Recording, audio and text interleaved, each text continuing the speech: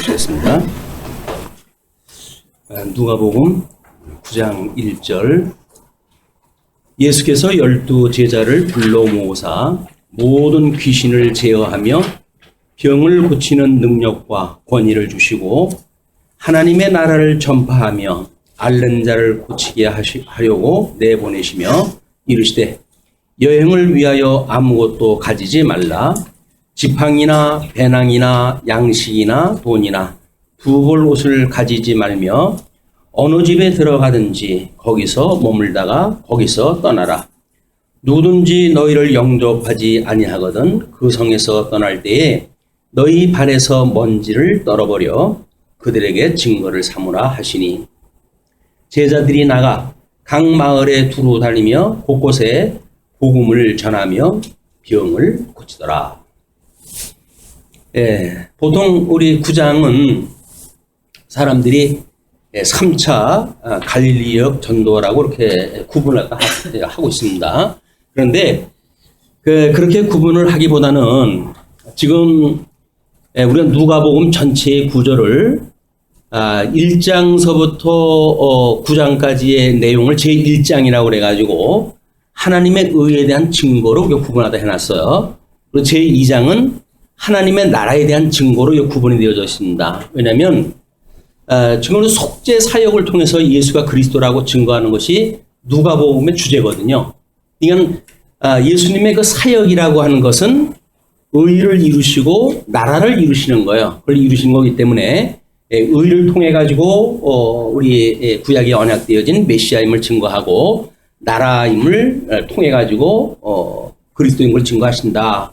나머지 부분에서 이제 속죄 사역을 완성하다 하시는 그런 내용으로 누가복음이 지금 조직이 되어져 있습니다. 그렇기 때문에 지금 1장이 1장서부터 9장까지의 내용이기 때문에 오늘 하나님의 의에 대한 증거 마지막 부분이에요. 이것이 그래서 그런 그 부분이기도 하고 그리고 지금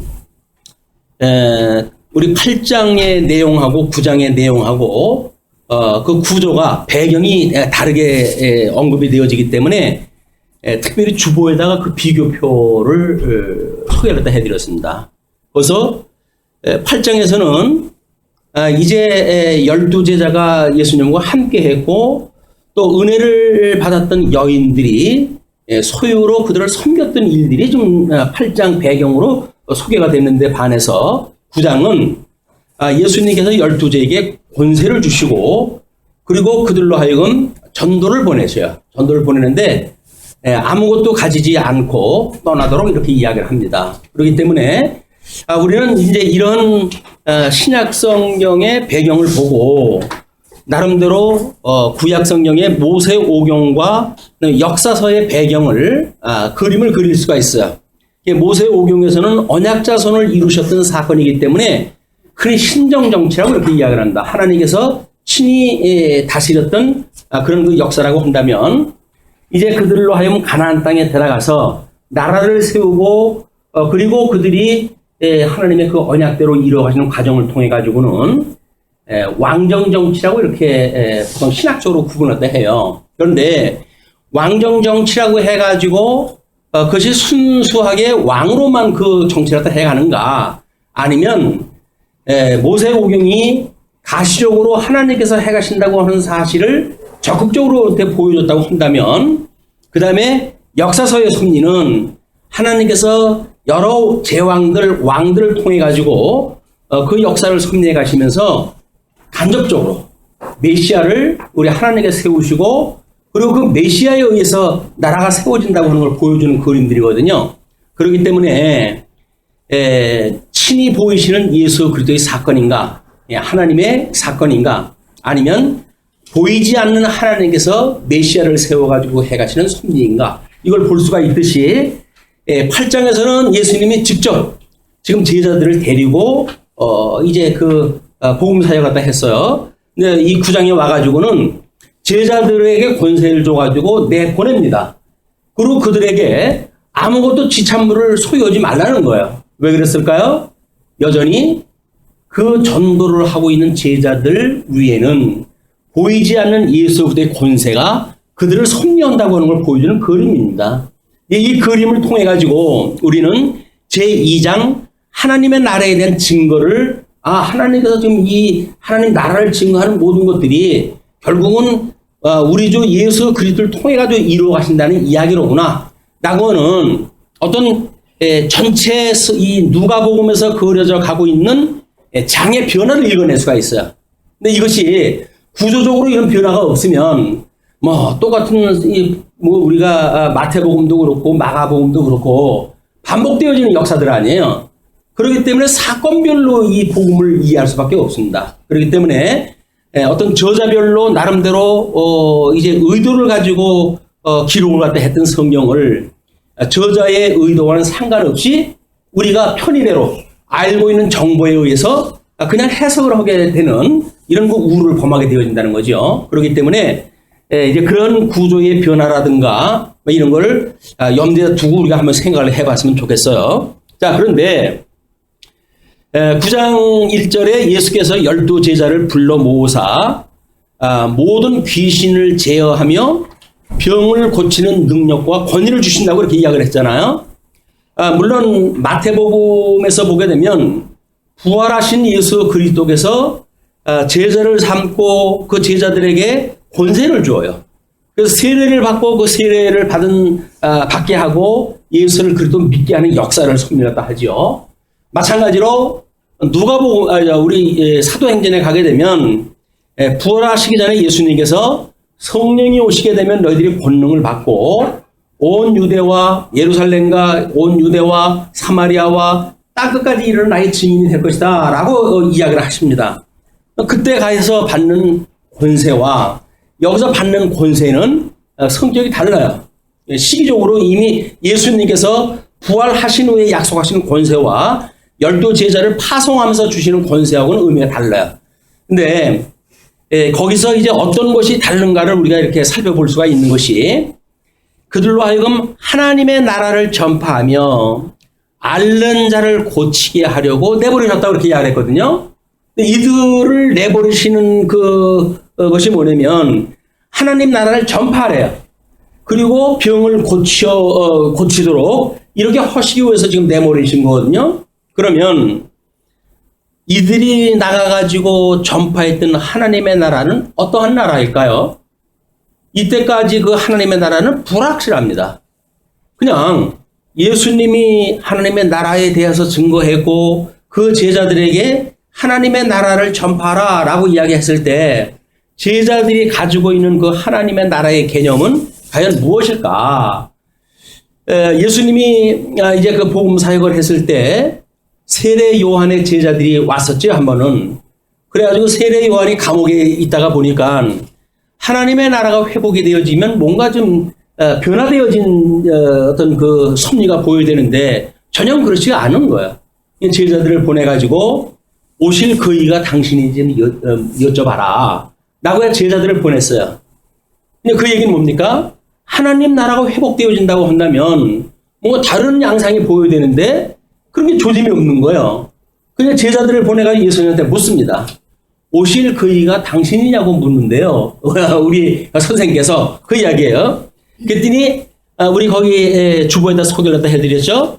누가복음 7장 22절에 예수께서 대답하여 이르시되 너희가 가서 보고 들은 것을 요한에게 알리되 맹인이 보며 못 걷는 사람이 걸으며 나병 환자가 깨끗함을 받으며 귀목은 사람이 들으며 죽은 자가 살아나며 가난한 자에게 복음이 전파된다 하라.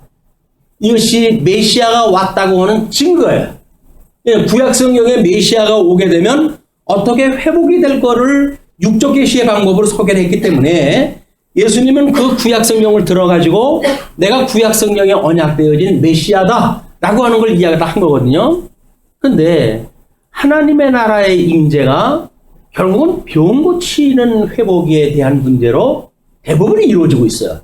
그렇기 때문에 누가복음 9장에서도 제자들을 보내면서 하나님의 나라를 전파하고 앓는 자를 고치게 하려고 내보냈다는 이야기예요.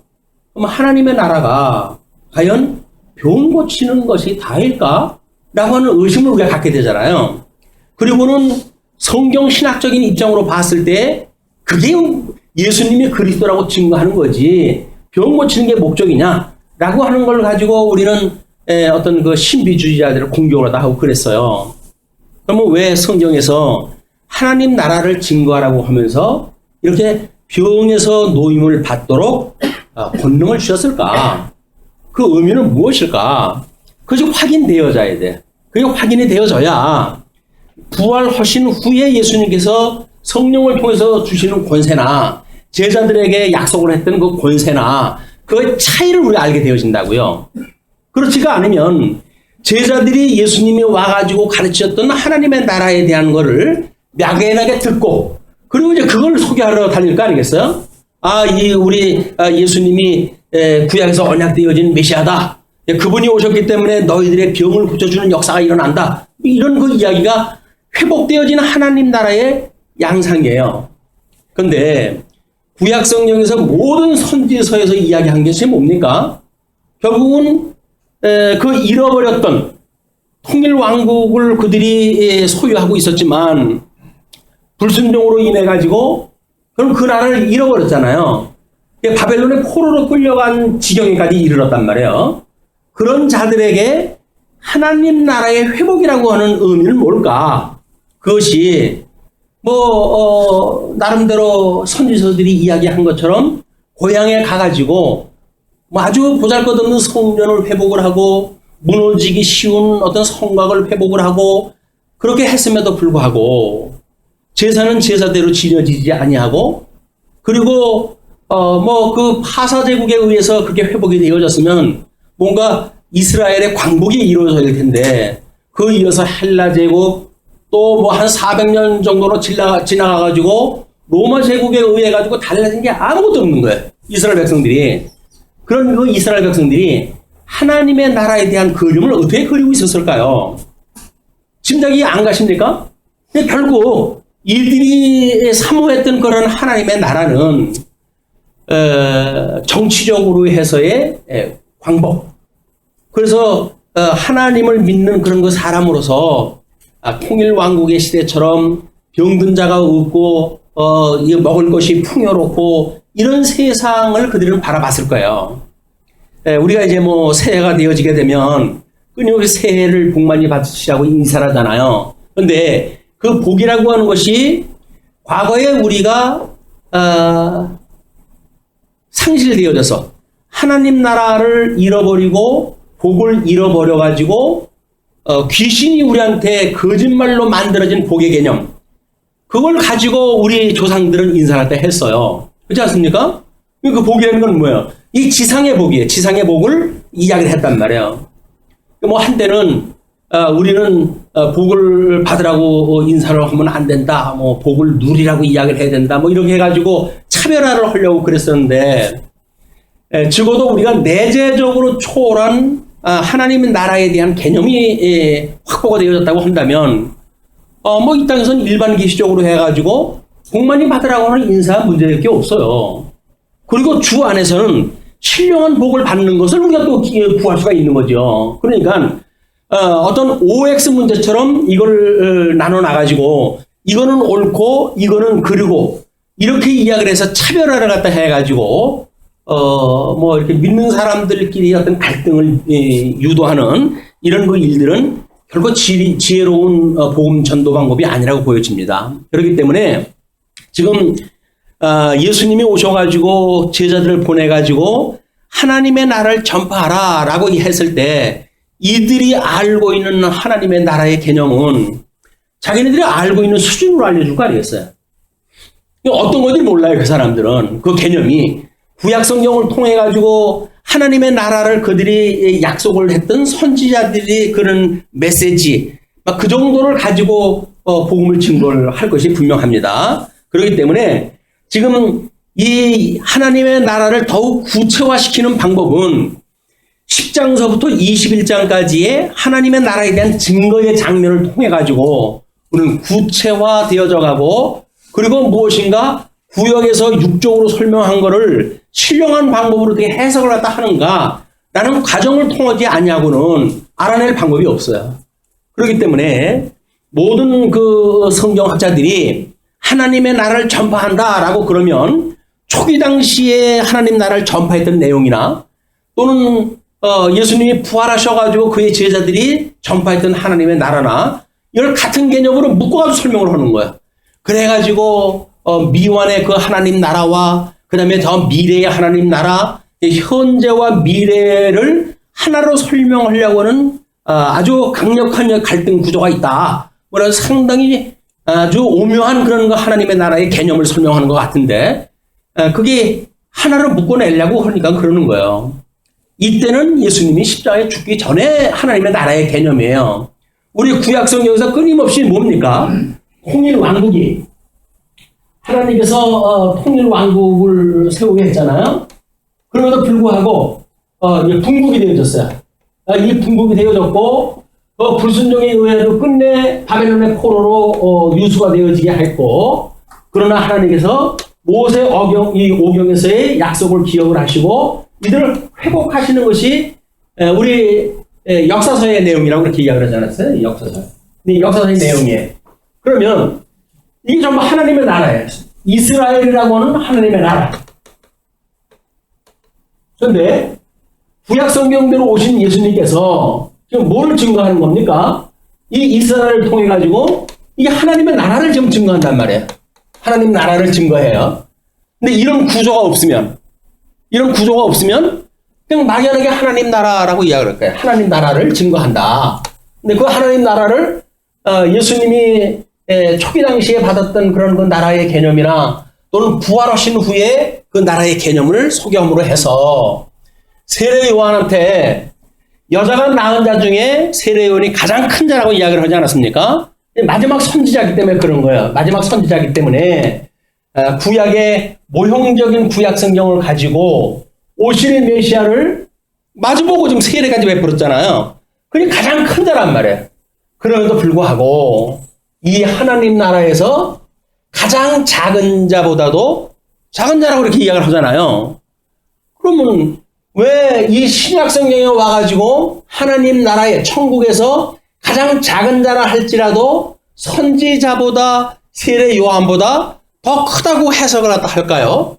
그것이 예수 그리스도의 죽으심과 부활이라고 하는 지금 여기서는 역사 섭리를 통해 가지고 언약자 손인 메시아가 어떻게 죽고 어떻게 부활하실 것을 지금 보여주는 역사거든요, 이것이. 근데 이런 구약 역사에서 예수님의 죽으심과 부활이라고 하는 십자가를 우리가 찾아낼 수가 없으니까 결국은 이 선지자, 가장 작은 선지자, 그럼에도 불구하고 이 구약 성경에서는 가장 여자가 낳은 자 중에서는 큰 자, 이런 개념이 파악이 안 되는 거야. 그리고 예수님이 이제 9장에 들어가게 되면 1차 순환에 대한 거를 이제 제자들한테 알려줘요. 그리고 2차 순환에 대한 것이 지금 이제 알려져요. 그러면 왜 순환에 대한 이야기는 또 뭐냐? 왜 전도 하나님 나라를 증거하다가 순환에 대한 예고를 다 할 것인가? 라고 하는 것이 파악이 안 되는 거예요. 그래가지고 뭐 어지간한 거는 그냥 은익사상으로 해가지고 그냥 묶어가지고 이건 예수님이 말씀 안 한 거니까 그냥 우리 지나가 버리고 말자. 이렇게 이야기를 하게 되면 구약 성경에서 모형적으로 보여줬던 모든 것들을 제대로 파악이 안 되어지는 거죠. 그렇기 때문에 지금 창건, 분국, 유수, 회복은 이스라엘이라고 하는 하나님의 나라에 대한 섭리예요. 그렇기 때문에 예수님의 제자들을 통해 가지고 하나님 나라를 선포하라 라고 했던 그 이야기는 이 나라를 선포하라는 거야. 이 회복을 하러 오셨던 메시아, 이분으로 인해 가지고 회복되어진 하나님의 나라가 어떠한 걸 좀 소개하라는 이야기거든요. 근데 이때는 지금 예수님이 오셔가지고 구약 성경에 아직도 회복되어진 것이 로마 제국이 아직도 우리가 치하에 있는데 이게 무슨 회복이야? 라고 이야기를 하잖아요. 어떤 정신없는 사람은 또 뭐라고 그래요? 통치 언약이 완성된 게 아니다. 그러니까 이래가지고 뭐 2대 언약이래나 뭐래나 해가지고 이 통치적 회복을 갖다 이렇게 빼버리는 거예요. 이것이 성경 구도로 보지 못했던 이게 아픔이에요. 자, 그러면 우리가 보고 있는 구약 성경의 이 구도, 이 이스라엘과 하나님의 나라를 지금 어떻게 하나님께서 예수님께서 보여주고 계시는지 이 내용을 9장을 통해서 확인을 했을 때 비로소 이 이스라엘의 이렇게 가시적으로 왕정 정치라고 그렇게 이야기를 했잖아요. 가시적으로 보여주는 이스라엘 국가가 그냥 우연하게 여기 시작되어진 것이 아니라 이 모세 오경을 통해 가지고 여기서 신정 정치를 통해 가지고 하나님께서 직접 인도하시는 이런 그 언약을 통해 가지고 눈에 보이는 가시적인 이스라엘 국가를 통해 가지고 왕정 정치에 하나님 나라를 지금 완성하다 해가신다 라고 하는 그림을 우리가 이제 보게 되죠. 그래서 우리가 모세 오경 언약이라고 한다면 언약대로 이루시는 이스라엘 국가의 역사, 이거대로 우리 예수님이 지금 이 복과 나라를 회복을 하러 오셨단 말이에요. 그래서 지금 이 9장에서는 복이 되시는 예수 그리스도, 이 복을 회복하시는 예수 그리스도, 이분으로 말미암아서 하나님 나라가 이제 회복이 되어질 거예요.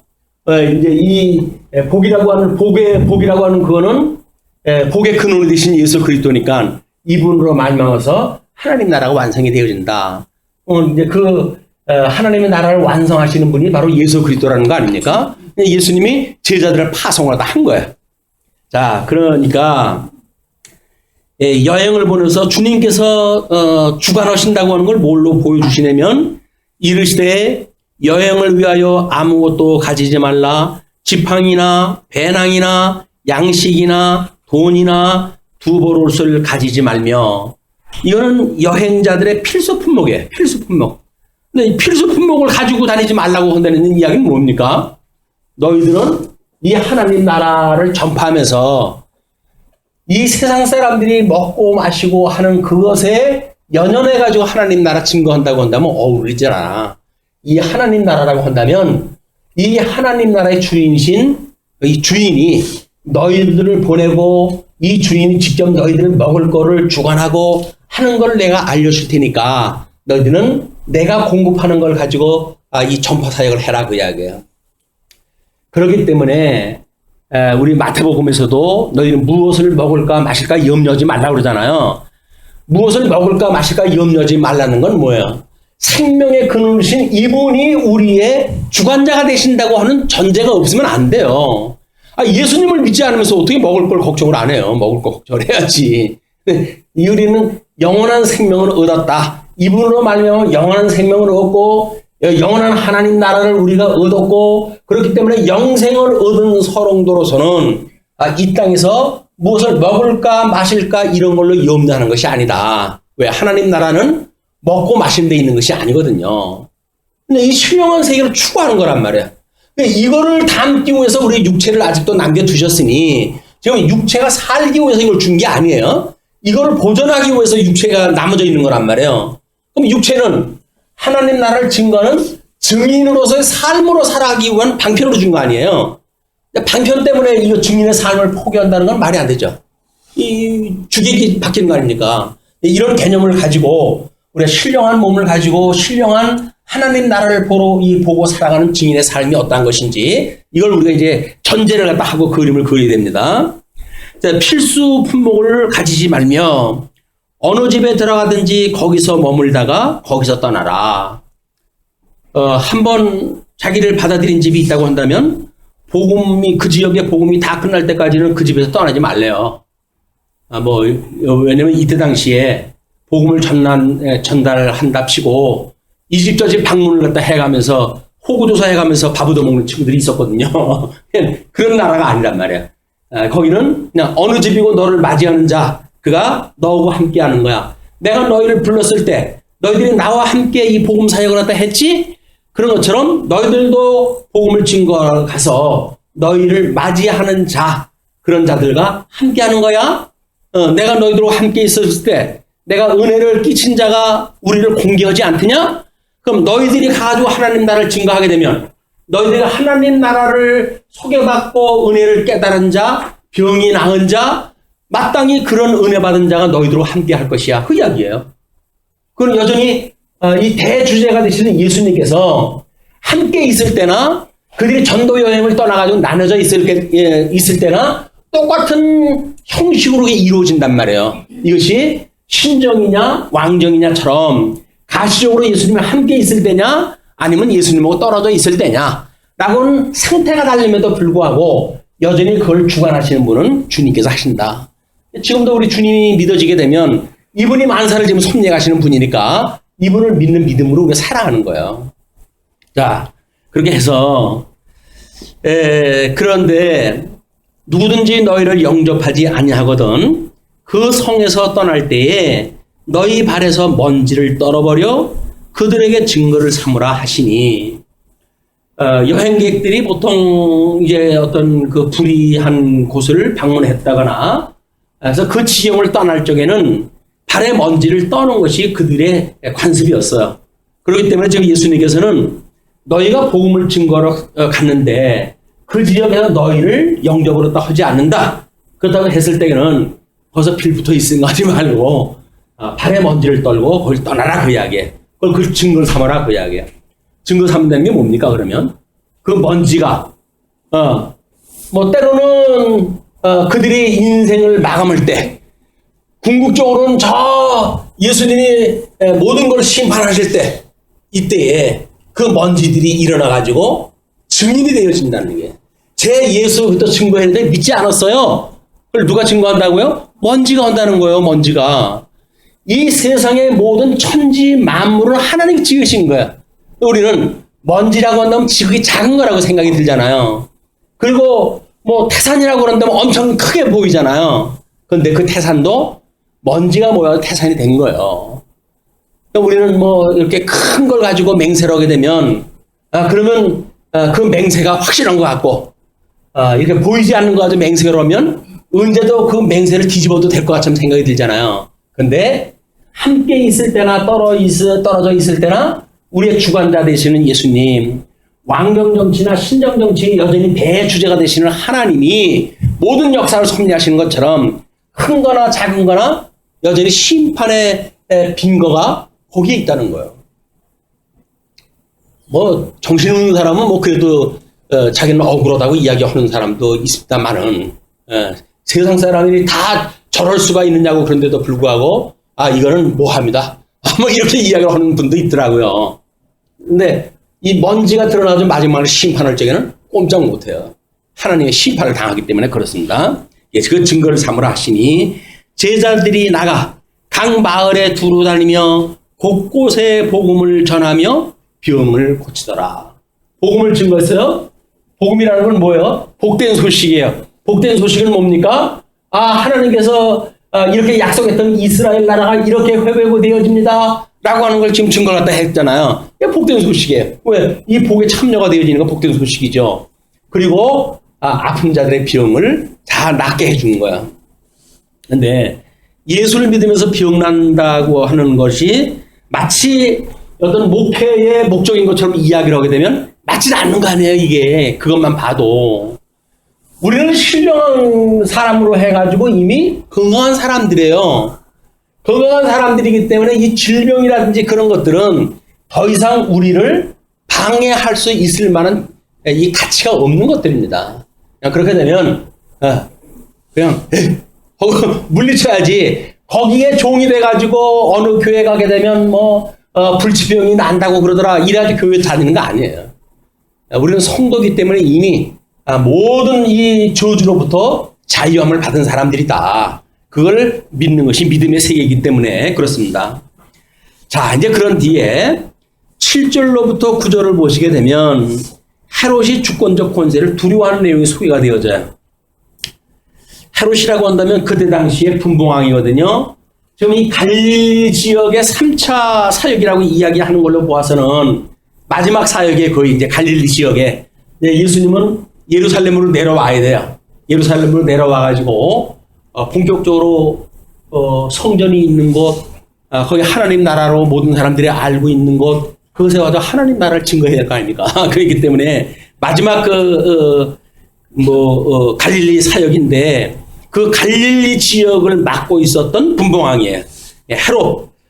이 모든 일을 듣고 심히 당황하니 왜 그럴까? 그는 어떤 사람은 요한이 죽은 자 가운데서 살아났다고도 하며 어떤 사람은 엘리야가 나타났다고도 하며 어떤 사람은 옛 선지자 한 사람이 다시 살아났다고도 함이라. 헤롯이 이르되 요한은 내가 목을 베었거늘. 예수님이 칭찬했던 그 요한이에요. 그 요한은 내가 목을 베었거늘 이제 이런 일이 들리니 이 사람이 누군가 하며 그를 보고자 하더라.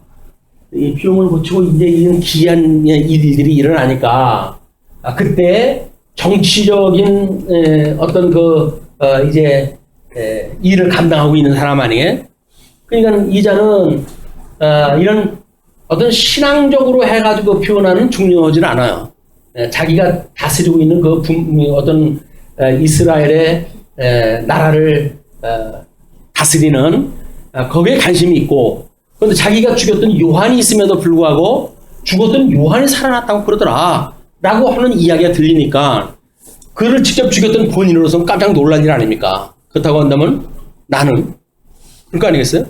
내가 죽였던 요한이 다시 살아났다고 한다면 그럼 나는 라고는 철저한 이기주의적인 관심으로 지금 보기 시작을 하는 거야. 그러니까 헤롯이 이르되 요한은 내가 목을 베었거늘 이제 이런 일이 들리니 이 사람이 누군가 하여 그를 보고자 하더라. 그런 뒤에 이 장면이 바뀌어가지고 하나님 나라의 일로 증거하는 내용이 소개가 되어져요. 사도들이 돌아와. 그냥 지금 예수님이 제자들을 보내고 이 제자들은 복음을 증거하고 귀신을 내쫓고 이것이 고을마다 일어나는 사건 아닙니까? 예수님이 혼자 계실 적에는 예수님이 가는 지역에는 이런 현상이 일어나는데 제자를 보내놓고 보니까는 제자들이 가는 곳마다 이 현상이 일어나잖아요. 그러니까 나라를 다스리고 있는 헤롯의 입장에서 보게 되면 이게 뭔 좋아하냐 라고 하는 걸 의심을 가질 수밖에 없는 거죠. 그러니까 그때 이제 사도들이 돌아와가지고 자기들이 행한 모든 것을 예수께 여쭈니 데리시고 따로 베세다라는 고을로 떠나가셨으나 무리가 알고 따라왔거늘 예수께서 그들을 영접하사 하나님 나라의 일을 이야기하시며 병 고칠 자들을 고치시더라. 찾아온 자들에 대해서 복음을 증거하는 일이 계속되어지는 거야. 뭐 제자들이 나갔을 적에나 예수님하고 제자들하고 함께 있을 때나 똑같아요. 하나님 나라 증거하고 병 고쳐주고. 그러니까 하나님 나라 증거한다는 이야기는 결국 이거를 소개하는 거예요. 지금 하나님 나라 너희들이 지금 바라고 기대하는 거는 여기서 다윗이 솔로몬에 의해 가지고 만들었던 이 통일 왕국을 너희들이 사모하고 그런 나라가 회복될 걸 기다리고 있으나 구약성경에서 언약되어진 걸 보게 되면 이 나중 영광이 여기서 나중 영광이 먼저 영광보다 더욱 승하다고 제자들이 이야기를 했으니까 너희들이 별 볼 일 없고 회복이 안 됐다고 믿고 있는 이런 불신의 시대는 가시적인 거에 매여져 있기 때문에 너희들이 그런 거야. 하나님 나라는 이 영광이 먼저 영광보다 더욱 승한 거란다. 그 이야기예요. 이 믿어집니까? 통일왕처럼 피가 번쩍하는 왕국이 모를까? 이거 보잘것없는 나라로 회복이 되어졌는데 제사도 제대로 안 되고 뭐 이렇게 있는 지경에 있는데 이것을 보고 하나님 나라가 회복되어졌다는 걸 믿을 수가 없잖아요. 그러니까 여전히 이 구약 성경을 통해 가지고 구약 성경대로 온 내가 메시아야라고 하는 걸 증거하시면서 이제 오병이어의 표적 권세로 해가지고 증거를 다 하십니다. 12절로 17절 날이 저물어 가매 12사도가 나와 여짜오되 무리를 보내어 두루 마을과 총으로 가서 유하며 먹을 것을 얻게 하소서. 우리가 있는 여기는 빈들이니이다. 지금 빈들에서 베세데라고 하는 그 빈들에서 사람들을 만났고 그들에게 복음을 증거했는데 저녁 때가 되어지는 제자들이 이 사람들 어떤 동네로 가서 각자가 먹을 수 있도록 이렇게 하십시다라고 이제 요청하다 한 거예요. 예수께서 이르시되 너희가 먹을 것을 주라 하시니. 오늘 아주 재미난 그 이야기입니다. 우리 이 모세오경에서 출애굽할 때 해가지고 광야에서는 뭘 먹고 살았다고요? 만나를 먹고 살았어요. 근데 여호수아를 필두로 해가지고 이 가나안 땅을 건너가서 그들이 이제 그 할례와 유월절을 받고 그러고 나서 이쪽에 소출을 먹을 때 만나가 그쳐요. 그리고 여기서는 땅에서 나는 음식을 먹어요. 땅에서 나는 음식을. 이거는 하늘에서 내리는 음식을 먹었어요. 이것이 지금 이 신정이라고 하는 그런 그 의미와 왕정이라고 하는 의미와 이것이 같은 맥락으로 우리 이해가 돼야 되는 거예요. 그러면 가나안 땅에 들어갔더니 땅에서 나는 소출을 먹는단 말이에요. 그러면 하늘에서 내리는 만나는 하나님의 은혜고 땅에서 나는 소출은 하나님의 은혜가 아닌가요? 여전히 이것도 하나님께서 먹게 하시는 방법이라니까요. 그런데 보편적으로 믿는 사람이든 믿지 않는 사람이든 다 먹는 방법이니까 별로 그렇게 가치롭게 여겨지질 않아요. 나만 특별히 주는 건 모를까? 아니 개나 소나 다 주는데 무슨 뭐 은혜예요? 이렇게 생각이 드는 거예요. 근데 우리는 하나님께서는 하늘에서 만나를 내려주셔가지고 하나님으로 말미암아 산다고 하는 걸 보여주는 거로구나. 나는 이 그림을 우리가 믿게 되어지게 되면 이 땅에서 나는 소출을 보고도 하나님께서 어떻게 이 땅에다가 우리 장로님 늘 하시는 말씀대로 씨앗을 뿌리는 거대로 어떻게 기이하게 그 종을 따라가지고 씨앗이 열매를 맺는가. 참 신묘막측하도다. 이렇게 해가지고 우리 감동을 갖다 해야 되는 거 아닙니까? 근데 우리 식사를 하면서 이 감동을 합니까? 어저께 먹던 음식이 오늘도 먹고 더군다나 명절 것은 더 하잖아요. 명절 때는 뭐 손님 오니까 뭐 이거저거 차려놓잖아요. 손님들 가게 되면 먹은 거 재탕, 삼탕 해가지고 먹어가지고 나중에는 다 해가지고 소금찌개 만들어가지고 이거 먹는단 말이에요. 그 뒤에서부터는 이게 사람 먹는 음식이냐 개죽이냐 이렇게 해가지고 이제 음식 타박하기 시작을 하거든요. 왜 그럴까요? 여전히 하나님께 주신 은혜라고 하는 걸 잃어버리는 거예요. 그리고 늘 새롭게 뭔가 공을 들여주고 만들어주고 그래야만 그것이 먹을 거라고 이렇게 생각을 하니까 재탕 삼탕 끓여주는 거에 대해서는 감사가 없어지는 거예요. 근데 놀랍죠. 예수님이 함께 있을 때나 떨어져 있을 때나 똑같은 하나님 나라를 소개를 다 하는데 여기서 제자들이 이제 전도 여행을 보냈을 때는 지금 어떻게 했어요? 여기서 예수님하고 이 제자들하고 함께 있을 적에는 여기서 여인들이 공격을 갖다 했단 말이에요. 그런데 예수님이 제자들을 파송을 갖다 했을 때 떨어져 있을 때 이 제자들은 영접하는 사람들이 먹고 마시도록 해줬어요. 그리고 이들이 다시 예수님을 만났어요. 예수 그리스도와 이 제자가 함께 있게 됐어요. 파송에서 돌아와가지고. 근데 이 자들이 여기서 얻어먹는 거는 영접을 갖다 해가지고 먹었으나 지금 여기는 예수님을 복음을 듣는 군중들이 있잖아요. 이 군중들이 있을 때 먹거리는 어떻게 뭐라고 그래요? 우리 감당할 수 없으니까 이 사람을 동네로 보내가지고 각자가 해결할 수 있도록 하십시다 라고 이야기를 했더니 예수님께서는 뭐라고 이야기를 하시는 거예요? 너희들이 줘 라고 이야기해요. 너희들이 줘 그 이야기예요. 자, 우리 이런 거 보면 참 황당해요. 아니 내가 무슨 가진 돈이 내가 있어요? 뭐가 있어요? 뭘 가지고 이걸 먹여준단 말입니까? 라고 타박이 나오는 거죠. 그러니까 뭐라고 이야기를 합니까? 예수께서 이르시되 너희가 먹을 것을 주라 하시니 여짜오되 우리에게 떡 5개와 물고기 2마리밖에 없으니 이 모든 사람을 위하여 먹을 것을 사지 아니하고서는 할 수 없사옵나이다 하니 가장 세속적인 방법, 가장 익숙한 방법, 돈 주고 사지 않으나 방법이 없어요. 이야기합니다. 이게 지금 자기네들이 어떤 가지고 있는 걸로 먹고 살았습니까? 여인들이 자기네들 가지고 있는 걸 공개했잖아요. 예수님한테 파송을 받았을 때 자기네들 걸로 먹고 살았나요? 자기네 영접하는 자들에 의해서 먹고 살았잖아요. 그런데 이 파송에서 돌아와가지고 군중들이 먹을 걸 염려를 하면서 예수님께서 먹을 걸 너희들이 줘라 라고 이야기를 했더니 뭔 수로요? 뭔 수로요? 여기는 자기네 수로 된 건가요? 이게? 자기네 수로 되어진 건가요? 그렇기 때문에 여기서는 뭔 수로요? 라고 해가지고 지금 예수님한테 문제 제기를 하는 건가요? 이 사람들이 아직도 이걸 모르는 거예요, 이게. 대주제가 돼가지고 지금 이 만나, 먹거리, 이것이 무슨 의미인지, 복음을 증거하면서도 우리는 진정 이것이 양식이 되는 말씀인데도 불구하고, 그게 뭔지 모르고 복음을 증거하다 했으니까, 그냥, 이 은혜가 은혜인 줄 모르고, 예수님이 시킨 것만 나가서 하게 되어진 거야. 그러나 권능을 받고 뭐 귀신 내쫓고 환자가 고쳐지고 그러니까 얼마나 신났겠어요. 신바람 났죠. 신바람 나고 그 일을 갖다 했는데 정작 알맹이는 모르는 거예요. 복음의 그 알맹이는 모르고 돌아와가지고 결국은 이제 예수님께서 이 군중들을 먹여주는 사건을 통해 가지고 너희들이 이 앞서 있던 사건들이 다 뭔지 이걸 한번 총정리를 갖다 하거라. 라고 이제 오병이어 사건을 보여주시는 거야.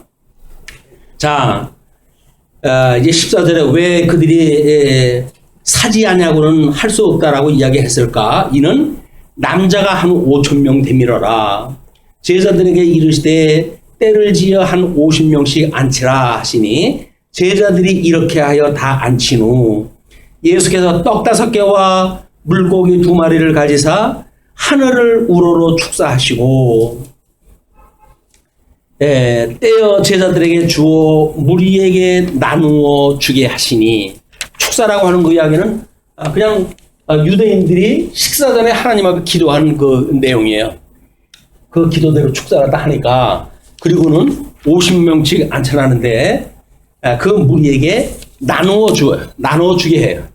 그랬더니 이상하죠? 어때 물고기 5마리를 가지고 떡 5개하고 물고기 2마리 해가지고 5,000명이 먹을 수 있는 이런 그 일들이 벌어질 수 있을까요? 그걸 보고 사람들이 에이 그걸 어떻게 믿어요? 제자들은 현장에 있었으니까 믿지 않을 수가 없잖아요. 성경을 기록한 2000년 후에 우리 독자 입장에서 보게 되면 이거 뻥도 이 뻥이라고 이야기를 하는 거예요. 그러면 하늘에서 만나가 떨어져가지고 1,000만 이스라엘 백성들이 다 먹고 산 거는 그건 이상한 일이 아닌가요? 그것도 아니라는 거죠. 이슬이 내리고 이렇게 했을 때 특별히 먹을 만한 것이 내려졌고 그걸 가지고 먹고 산 거지 무슨 만나가 내려지냐 뭐 소설 쓰냐 이렇게 이야기를 하던 비아냥거리는 인간들이 있어요. 근데 하나님의 능력으로 자기가 지음을 받았다고 하는 것도 부정을 하다 하고 하나님에 의해서 우리가 호흡을 하고 있다고 하는 것도 부정하는 그런 그 자들의 입장에서는 당연한 이야기예요. 우리는 만물이 주께로 나왔고 주로 말미암고 주께로 돌아간다고 하는 사실을 믿는 사람들이에요. 우리 인간을 만들어 주신 분께서 우리 먹고 사는 모든 문제를 하나님께 주시는 거라니까요. 창조하신 분께서 섭리를 갖다 해가시는 것. 이것이 하나님의 이 창조와 섭리라고 하는 사역의 내용이에요. 사역. 하나님이 하시는 일은 무엇인가? 창조하시는 일, 섭리하시는 일. 섭리의 그 내용 중에 의와 나라를 이루는 일이 포함되어져 있으니까. 그래서 우리가 몸을 가지고 예수님을 믿고 있지만 아직도 불완전한 몸을 가지고 예수님을 믿고 있지만 우리는 온전히 이루어졌을 때 우리 이 하나님의 말씀으로 우리가 사는 걸 깨닫게 되어진다. 우리 주기도를 할 때마다 끊임없이 뭘 기도를 했다 합니까? 일용할 양식을 주시옵고 일용할 양식을 주시옵고. 왜? 하나님께서 아버지의 뜻이 저 하늘에서 이루어진 것처럼 이 땅에서 이루어지기를 구하는 우리들에게 기록되어진 것이 성경 안에요. 이 땅에서 이루어지는 걸 지금 기록한 게 성경이에요. 이 성경이 그냥 객관적인 어떤 계시 사건으로 해서 끝나버리고 만다고 한다면 우리가 아무 의미가 없죠. 그런데 이 성경이 우리에게 양식이 되어져서 오늘도 예수님을 증거하는 증인으로 살아갈 수 있는 힘의 공급이 되고 우리가 이것으로 인하여서 내가 지금 살고 있다고 하는 걸 깨닫게 해 주십시오.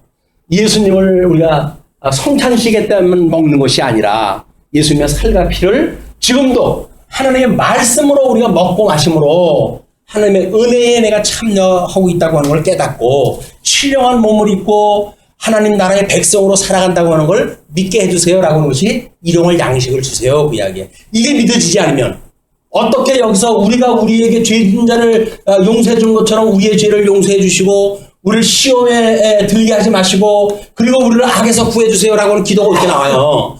이것이 믿어져야 기도가 되는 거지. 이 일용할 양식이라고 하는 게 믿어졌을 때 우리의 양식이 되신 예수 그리스도 나의 죄를 대해서 대신 돌아가셨던 피와 살로 우리를 대신해서 돌아가셨던 예수 그리스도 이분으로 말미암은 생명을 얻은 자들만 우리가 사죄했던 걸 믿기 때문에 용서하고 살아가는 거예요. 그게 성도의 교통입니다. 주님의 몸된 교회의 교통이라는 건 뭐예요? 사죄하면서 살아가는 거예요. 용서를 다 하고. 교회에서도 잘못한 걸 갖다 이미 정죄를 갖다 하고 그리고 뭐 살인에 죽이네 이렇게 한다고 한다면 그건 성도의 교제가 아니에요. 그거는 그리스도 바깥에서 있는 일이다. 그럼 다 예수 그리스도로 말미암아 용서함을 받은 사람들이기 때문에 용서함을 받은 사람들끼리 교제하며 살아가는 거예요. 그것이 1만 달란트 탕감 받은 사람이 100데나리온 빚진 자를 용서하며 살아갈 수 있는 것, 이게 하나님의 나라란 말이에요. 이게 거기 10장서부터 구체적으로 하나님 나라를 소개할 때 나올 거예요. 이제 여기서 이제 그걸 미리 내다보면 이런 그 의미를 가지고 소개가 되어진다, 이렇게 보실 수가 있어요. 자, 그러면서 그 12조각을 이제 그 먹고 배불렀고 뿐만 아니라 남은 조각을 12바구니에 거두었다, 이렇게 이야기를 했어요. 이제 그 7강주리와 뭐 12 바구니에 대한 그런 그 이야기는 끊임없이 이 복음을 듣지 아니한 12지파의 모든 이스라엘 백성들과 이방인들의 모든 남은 자에 대한 이야기라고 이렇게 예를 갖다 들었지만, 여기선 지금 그걸 소개하려고 하는 내용은 아니죠. 지금 이 복음을 증거하고 여전히 이 말씀을 말씀으로 듣지 못했던 이스라엘 12지파의 사람들에게 줄 바구니를 거두었다, 그런 그 이야기입니다. 자, 그러면서 18절서부터 보시게 되면 베드로가 하나님의 아들이심을 고백을 하는 내용이 나와요. 자, 이 내용도 우리가 다시 한번 이제 어떤 의미를 가지고 볼 필요가 있습니다. 예수께서 따로 기도하실 때에 제자들이 주와 함께 있더니 물어 이르시되 무리가 나를 누구라고 하느냐? 이 누구라고 하는 그런 그 이야기는 지금 헤롯도 이 메시아가 과연 누구냐? 이 표적을 행하고 이런 그 일들이 과연 뭐냐? 라고 하는데 관심을 가지고 있었는데, 왜냐면 세상 사람들의 이해예요. 메시아를 지금 어떻게 보는 거에 대한 이해. 근데 헤롯은 뭐 사람들의 소문에 의해 가지고 죽었던 요한이 살아났다든지 구약의 선지자들이 살아났다든지 이런 걸 가지고 봤다고 한다면, 예수님께서는 헤롯의 같은 시대에 살고 있는 제자들, 당신께서 하나님 나라를 증거했고 그걸 배웠고 다른 지방에 가가지고 복음을 증거했던 그 자들이에요. 그런 자들에게 지금 묻는 거예요. 어떻게? 무리가 나를 누구라고 하느냐? 라고 이야기를 하니까 대답하여 이르시되 세례 요한이라 하고 더러는 엘리야라, 더러는 옛 선지자 중에 한 사람이 살아났다 하나이다. 헤롯처럼 믿지 않는 모든 군중들이 생각하는 메시아는 이거는 헤롯이 죽였던 요한이거나 아니면 여기서 이 구약 선지자들이 뭐 여기서 지금 이제 엘리야라고 하는 그런 그 선지자 중에 선지자가 언급되잖아요. 왜냐면 부활했던 선지자니까, 부활했으니까 그분은 뭐 다시 올 수 있지 않느냐, 뭐 이런 그 양상으로 보는 거죠. 그러니까 그런 그 선지자다, 아니면 더러는 옛 선지자 중에 한 사람이 살아났다고 합니다 라고 이야기를 했어요. 그랬더니 예수께서 이르시되 너희는 나를 누구라 하느냐? 뭐 다른 사람은 사실 중요하지 않아요. 너희는 나를 누구라 하느냐? 라고 묻습니다. 그랬더니 베드로가 대답하여 이르되 하나님의 그리스도니이다 하니, 하나님의 그리스도라고 하는 그 이야기는 하나님께로 말미암아 기름 부음을 받은 자, 기름 부음을 받은 자, 구별되어진 자, 그 이야기야. 메시아다, 그 이야기죠. 하나님의 그리스도라고 대답을 하다 해요. 그러니까 경고하사 이 말을 아무에게도 이르지 말라 명하시고, 왜냐하면 기름 받은 자라고 이것이 구약 성경이 점점 구체화되어지기 시작을 하게 되면 예수님이 십자가에 못 박아 죽으시고 부활하시는 사건이 그대로 다 드러나는 거 아닙니까? 그러니까 하나님 옆에 하나님의 기름 부음 받은 자, 소위 말하는 메시아, 이 메시아는 기름 부음 받은 자로서 선지직, 왕직, 제사직을 감당하는 사람이란 말이에요. 이런 자라고 고백을 하니까 그런 그 이야기를 다른 사람한테는 하지 마라 라고 이야기하는 거예요. 그러면서 그 22절에 이르시되 인자가 많은 고난을 받고 장로들과 대제사장들과 서기관들에게 버림받아 죽임을 당하고 제3일에 살아나야 하리라 하시고, 기름 부음 받은 자라고 너 이야기하는데 이거 이야기하지 마. 왜냐하면 이 구약 성경에서 이야기했던 메시아, 이 메시아의 삼직이 뭐라 그랬어요? 삼직이 선지직, 왕직, 제사직, 이것이 메시아의 종류예요.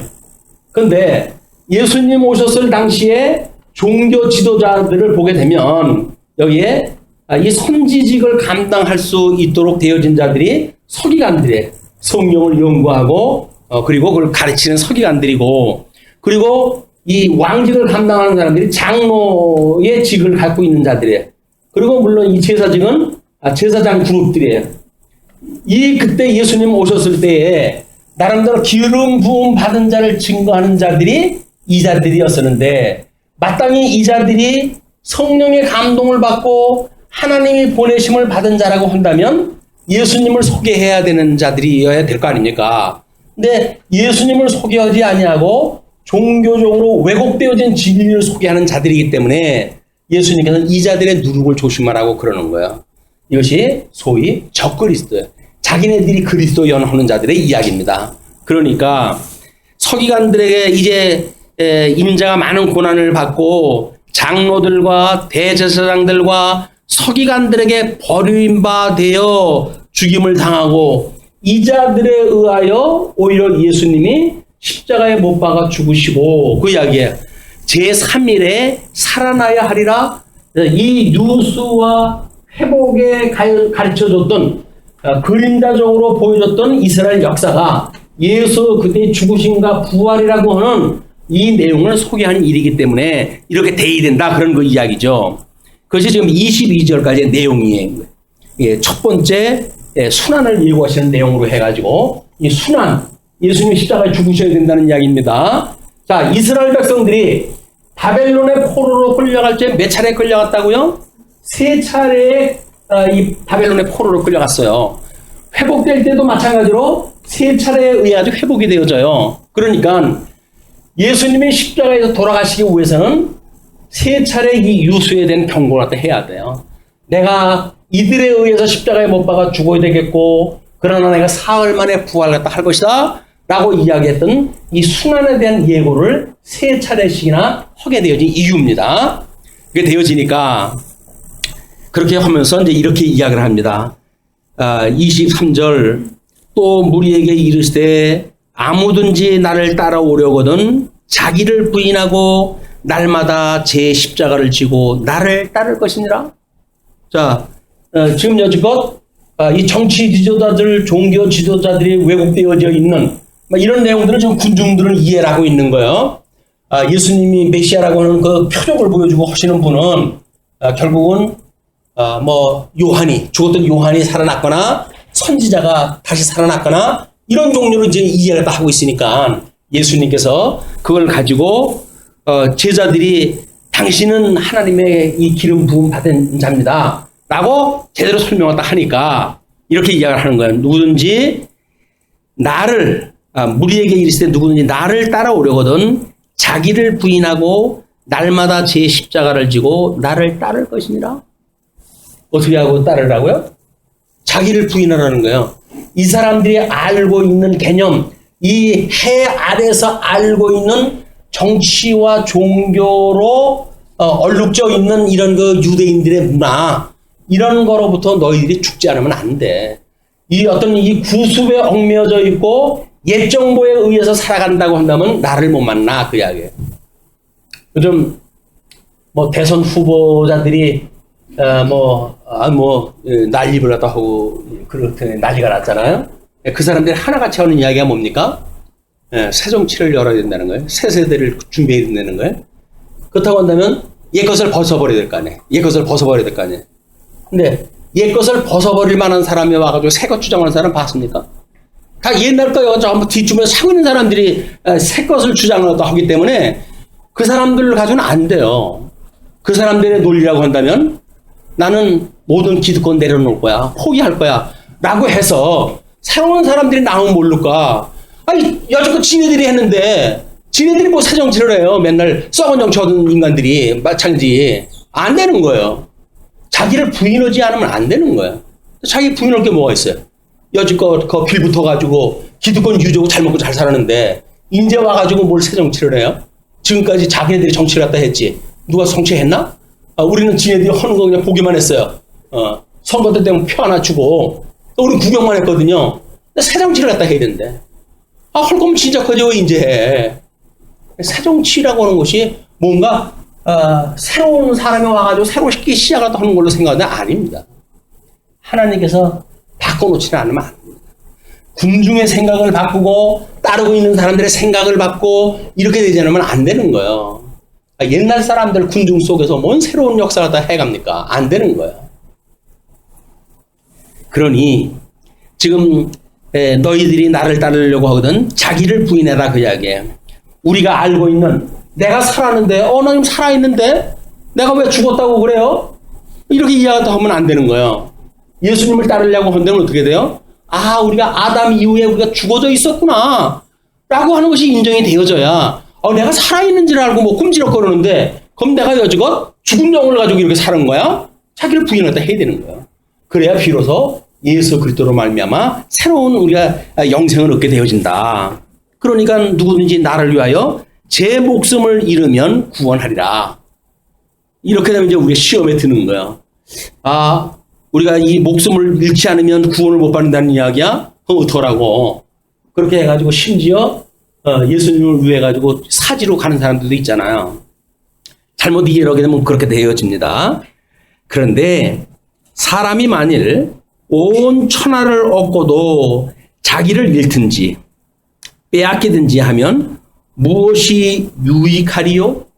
여기서 이 세상의 눈에 보이는 이거를 가치로 여기고 살던 우리들인데 이거를 가치로 여기고 살던 우리들의 목숨이 없어진다고 한다면 아무것도 아니잖아요. 근데 이거를 다 얻었어. 가치를 다 얻었어. 근데 정작 가지고 있는 내가 죽어버렸네? 그게 무슨 의미가 있어요? 이거는 내가 살아있을 때 의미가 있는 거지 내가 죽으면 아무런 의미가 없단 말이에요. 그런데 주님께서는 여기서 나를 부인을 갖다 하고 따라오라는 이야기는 세상 거의 가치를 부정을 하는 이야기거든요. 어떻게 부정을 해요, 이걸? 우리가 정말 진정한 가치가 뭘까? 우리 인생의 제일 된 근본된 우리 목적이 뭡니까? 하나님을 경외하게 하고 그분만으로 즐거워하는 것이 인생의 제일 된 목적입니다. 라고 우리가 정말 저 신령한 세계에다 가치를 놓고 사는지 아니면 여전히 우리 나 죽으면 다른 사람 좋아할 나 죽으면 다른 사람 좋아할 그게 뭐야? 생명보험이에요. 수억짜리 생명보험을 들어오는 뭐래? 내가 죽으면 내 옆에 있는 사람들 다 가질 거 아니야. 그건 뭐야? 나는 죽고 옆에 사람은 그거 가지고 호강하고 살고 이거 똑같은 거예요. 이게 나중에 뭐 보험을 사기를 쳐가지고 자기가 알고 있는 사람 빼먹고 뭐 이런 방법은 말고 우리 보험이라고 하면 자기가 살았을 때 의미가 있는 거지. 자기 죽음을 위해 가지고 내가 죽은 뒤에 사랑하는 내 가족을 위해서 보험을 들어줘야지 이렇게 하는 거는 아무런 의미가 없어요. 자, 온 천하를 얻고도 자기를 잃든지 빼앗기든지 하면 무엇이 유익하리요? 누구든지 나와 내 말을 부끄러워하면 함께 다니신 자들 아닙니까 지금? 예수님께서 지금 이런 이야기를 해요. 야, 이거 네가 영원히 가지고 있을 거 아니야. 이걸 부인을 갖다 하고 나를 따라 라고 이야기했다 했는데 따르던 제자들이 에이 그 어떻게 버려요 그거를. 근데 그렇지는 않잖아요. 예수님의 부름을 받았던 제자들은 어떻게 부름을 받았다고요? 그냥 배고 뭐고 다 집어던지고 따라갔던 사람들이에요. 그 세움 받는 자리에 앉았다가 예수님 만나가지고 다 버리고 그냥 따랐던 사람이라니까요. 그럼 이 사람들은 따랐던 사람이니까 이제 그렇게 이야기한 거예요. 근데 돈을 사랑하는 자 한 사람이 있었죠. 12명 이 제자 중에 그가 돈깨를 맡았던 자예요. 가룟 유다입니다. 가룟 유다. 돈깨를 맡고 있던 가룟 유다만 그거를 믿을 수가 없는 거예요. 돈을 버리라고 축제 내 목숨을 가져가시오. 나 이거 못 버려. 라고 이야기를 해서 끝내 은 30냥에 예수님을 내다 팔게 되어지는 이런 불행한 인생을 말감하게 되어지는 우리가 이 가룟 유다를 보게 되어집니다. 예, 누구든지 나와 내 말을 부끄러워하면 그 이야기예요. 부끄러워하면 인자도 자기와 아버지와 거룩한 천사들의 영광으로 올 때에 그 사람을 부끄러워하리라. 이게 참 아이러니한 관계예요. 하나님이 우리를 사랑하신다고 그러는데 주님 저 사랑하는 거 좀 부담돼요. 그리고 우리 여행을 또 할 때 부인하고 아내하고 함께 이동하다 할 때 당신이 나의 아내라는 거 내가 좀 창피하니까 당신 두세 발짝 뒤로 와. 내가 앞으로 갈 테니까 아는 척도 하지 마. 라고 해가지고 간다고 한다면 사랑하는 관계가 아니죠. 우리 주님이 우리하고 함께라고 한다면 우리 주님이 십자가에 못 박아 죽으신 것 우리는 부끄러워 여기진 않아요.